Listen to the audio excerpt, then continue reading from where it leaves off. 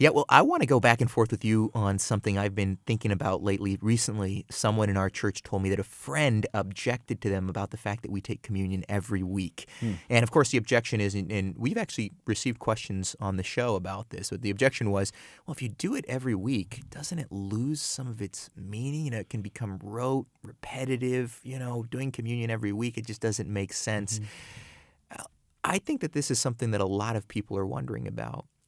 How do you respond, Mike? Why Yeah. is it important? Isn't it important? Well, first of all, I would say that it's more important why we don't, why we say we don't do it frequently, than whether or not we have communion every week.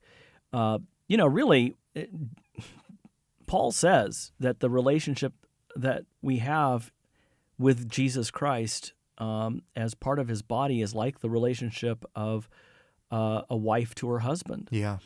And, you'd never say, well, we don't want to be intimate once a week because that would ruin the whole thing. No, actually, we want every opportunity we can have that the Lord provides for us to have him pledge his undying love and favor toward us.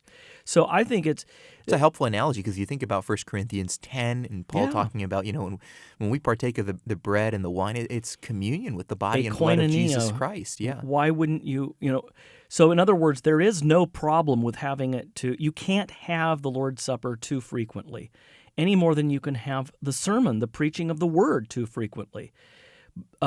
Ultimately, the purpose of both baptism and the Lord's Supper, the purpose is to ratify. This is a covenant, and a covenant has words, a promise. And in the covenant of grace, God is the one who makes the promise, and he seals that promise like a king's seal put on a document.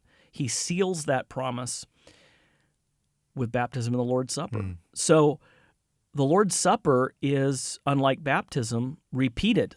And Paul says, as oft as and Jesus said, as often as you do this, do it in remembrance of me. Paul said that you celebrate communion whenever you come together as the church.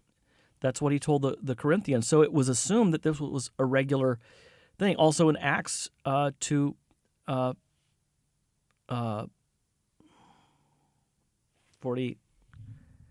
Also in Acts 2, they gathered regularly for the apostles' teaching and fellowship, for the breaking of bread and the prayers.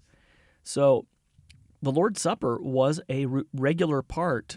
We know from the testimony of even secular rulers from the first and second centuries that Christians gathered right out of the gate. They were gathering every Lord's Day for hearing the Scriptures read, for hearing the Scriptures preached, for prayer, and for fellowship, and also for baptisms and the Lord, and also for the Lord's Supper.